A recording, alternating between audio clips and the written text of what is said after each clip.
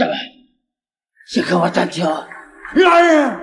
这是渣哥领盒饭最快的一次，开场仅仅5分钟就惨死在反派手里。作为警局的一名高级督察，本来他带着人准备埋伏交易的毒贩，不料半路又杀出一群装备精良的劫匪，最终渣哥手下的警员被当场团灭，而他自己也身受重伤。先跟我暂停！来人！没人见人啊！随便去见我！好久不见。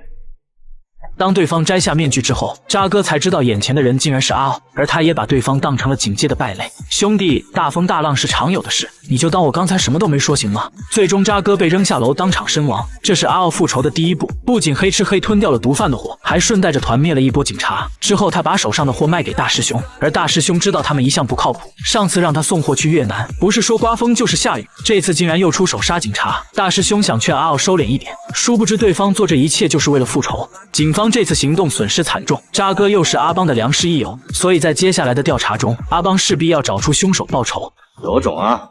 王坤的货都敢来，谁让你干的？不知道啊。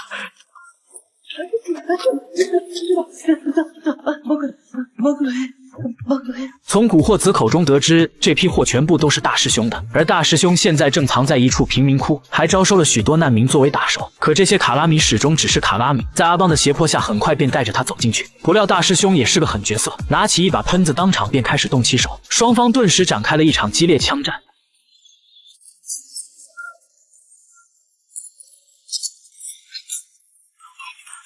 此时外围接应的警员已经赶来，大师兄见状便赶紧跳窗逃走。阿邦想追上去，却被无数卡拉米挡着。只见他把防弹衣裹在胳膊上，一只手举起来顶着对方的攻击，另一只手拿出手枪，酷吃酷吃酷吃，随后掏出辣椒水，噗滋噗滋噗滋，一顿操作下来，让无数卡拉米痛哭流涕。阿邦则借机跳到楼下追击大师兄，两人经过一番激烈的肉搏，又经过一阵马拉松长跑，眼看就要把大师兄绳之于法。不料这时一辆车急冲而来，下一秒大师兄就被撞得直接原地起飞，空中旋转720度，翻了200来圈，滚出去800多米，柏油路都蹭得直冒火星子，当场就领了盒饭，原地立粉。不得不说这演技是真的好，我爱黎明，我爱黎明。